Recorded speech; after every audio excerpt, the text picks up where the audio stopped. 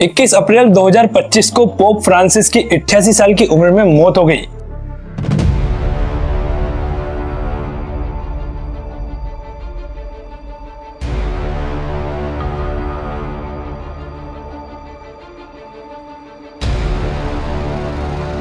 ये पूरी दुनिया के जितने भी कैथोलिक ईसाई होते हैं उनके रिलीजियस लीडर थे, यानी ये 120 करोड़ ईसाइयों के धर्मगुरु थे। जॉर्ज मारियो बेरगोलियो जो कि 13 मार्च 2013 को कैथोलिक चर्च के पोप बने थे और 21 अप्रैल 2025 तक यानी अपनी मौत तक ये चर्च के पोप रहे। मगर दोस्तों आज हम इनके बारे में नहीं बल्कि इनकी जो पोजीशन है यानी पोप के बारे में जानेंगे कि आखिर ये पोप होते कौन है, इनका काम क्या होता है और इस पोजीशन की हिस्ट्री क्या है। और इसके साथ ही ये जो पोप की पोजीशन है इसने वक्त वक्त पर किस तरह यूरोप की पॉलिटिक्स और जियोग्राफी पर असर डाला है और कैसे इतिहास में पोप के द्वारा सलीबी यानी मजहबी जंगें छेड़ी गई है। सबसे पहले जानते हैं दोस्तों कि पोप होते कौन है और इस पोजीशन की शुरुआत कैसे हुई थी। कैथोलिक परंपरा के मुताबिक सबसे पहले पोप सेंट पीटर थे जो कि ईसा मसीह के सबसे करीबी साथियों में से एक थे और जिन्हें ईसा मसीह के दौर में चर्च का नेता बना दिया गया था। माना जाता है कि सेंट पीटर ने रोम जाकर वहां के लोगों को क्रिश्चियनिटी सिखाई और वहीं पर चर्च की शुरुआत हुई। जब सेंट पीटर रोम आए तो उन्होंने यहाँ पहली क्रिश्चियन कम्युनिटी की बुनियाद रखी और उनकी मौत के बाद उनके उत्तराधिकारी को भी रोम में क्रिश्चियन कम्युनिटी का नेता माना जाने लगा। धीरे धीरे उन नेताओं को बिशप ऑफ रोम कहकर पूरे चर्च का नेता माना जाने लगा और वहीं से पोप का टाइटल सामने आया। मगर दोस्तों इस वक्त कोई एक पोप पूरे कैथोलिक ईसाइयों के लिए सरबराह नहीं थे, बल्कि 3rd सेंचुरी तक ये टाइटल कई ईसाई लीडर्स इस्तेमाल करते थे। लेकिन फिर 6th सेंचुरी के बाद से ये टाइटल सिर्फ रोम के बिशप के लिए इस्तेमाल होने लगा, यानी जो रोम के कैथोलिक चर्च के फादर होते थे यानी बिशप होते थे उन्हें पोप कहा जाने लगा।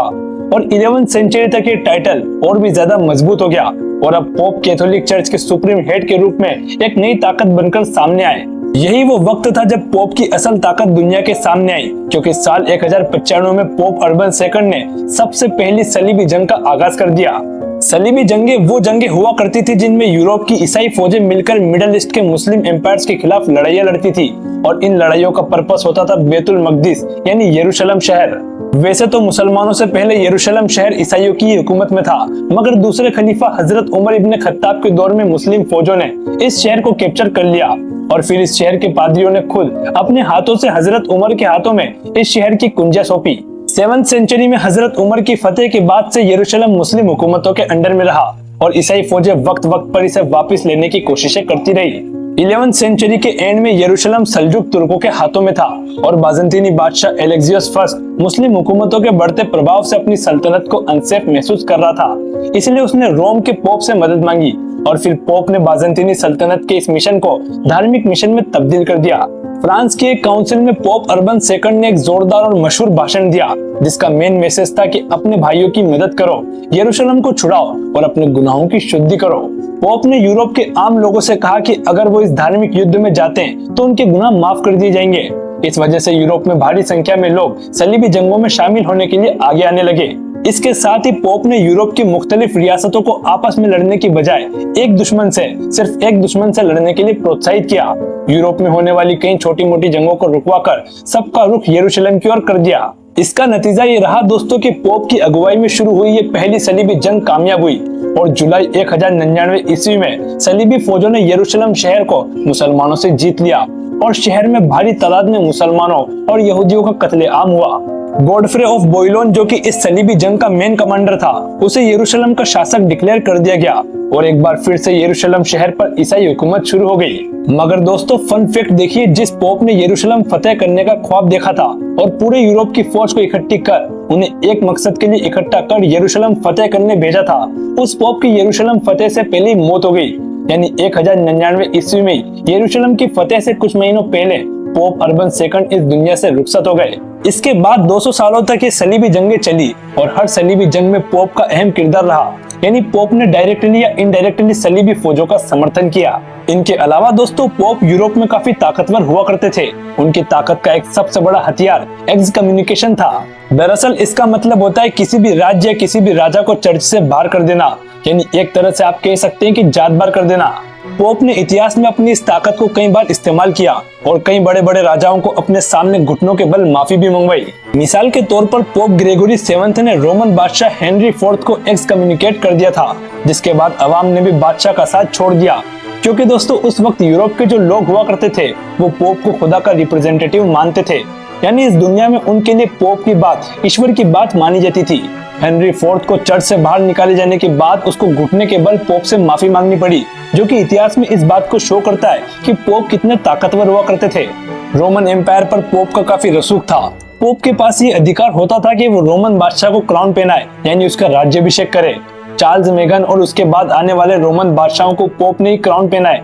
इससे ये सिग्नल मिलता था कि किंग भी पोप के नीचे हैं। इन सब के अलावा पोप के अपने खुद के स्टेट यानी राज्य भी होते थे, जिन्हें पेपल स्टेट्स कहा जाता था, जो कि स्पेशली इटली के बीच में चर्च का ऑफिशियल राज्य था।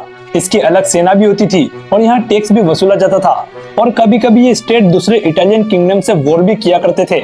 आज भी इटली के सेंटर में जहाँ पोप रहा करते हैं उसे वेटिकन सिटी कहा जाता है, और ये एक पेपल स्टेट है जो इटली में होने के बावजूद एक अलग कंट्री के तौर पर अपनी पहचान रखता है। इनके अलावा पोप यूरोप के राजाओं के बीच होने वाली जंगों की सुलह से लेकर शादियों के नियम बनाने और एजुकेशन स्ट्रक्चर को भी कंट्रोल किया करते थे। एक मर्तबा यूरोप में गैलीलियो गैलीली, जो कि एक मशहूर साइंटिस्ट है, उन्होंने ये डिस्कवर किया कि सन और मून अर्थ के इर्द गिर्द नहीं घूमते, बल्कि अर्थ और मून सन के इर्द गिर्द घूमते हैं। गैलीलियो जब ये थ्योरी लेकर पोप अर्बन 8 के पास गए तो पोप को ये लगा कि अगर ये थ्योरी एक्सेप्ट हो गई तो फिर लोग बाइबल की टीचिंग पर क्वेश्चंस करने लगेंगे। इसलिए उन्होंने गैलीलियो की इस थ्योरी को रिजेक्ट कर दिया और उन्हें हेरेटिक यानी धार्मिक पापी डिक्लेयर कर दिया। गैलीलियो को काफी दिनों तक हाउस अरेस्ट रखा गया और फिर आखिरकार गैलीलियो को अपनी इस थ्योरी को पब्लिकली रिजेक्ट करना पड़ा। इसी तरह कैथोलिक चर्च के मुताबिक काली बिल्लियां मनुष्य और शैतान की साथी मानी जाती थी और इन्हें पालना और अपने पास रखना एक मनुष्यत की निशानी समझा जाता था। इस वजह से यूरोप में काली बिल्लियों को मारने पर कोई पाबंदी नहीं थी। इवन लोग बढ़ चढ़कर काली बिल्लियों का कत्लेआम करने लगे थे, जिसका नतीजा ये रहा कि इससे यूरोप में चूहों की तादाद तेजी से बढ़ने लगी और ये चूहे अपने साथ ब्लैक डेथ यानी प्लेग की बीमारी को भी फैलाने लगे। प्लेग से यूरोप में करीबन 3 करोड़ लोग मारे गए और इसके फैलने का एक रीजन यही काली बिल्लियों का कत्लेआम था। खैर दोस्तों, ये था पोप का इतिहास और इतिहास में इनकी इंपॉर्टेंस। आज भी पोप की पोजीशन पहले की तरह बरकरार है, मगर मौजूदा वक्त में ये इतने ताकतवर नहीं रहे जितने कभी हुआ करते थे। फिलहाल आपको ये वीडियो कैसी लगी कमेंट करके जरूर बताइएगा, और ऐसी इंफॉर्मेटिव वीडियोस के लिए चैनल को सब्सक्राइब भी जरूर कर दीजिएगा।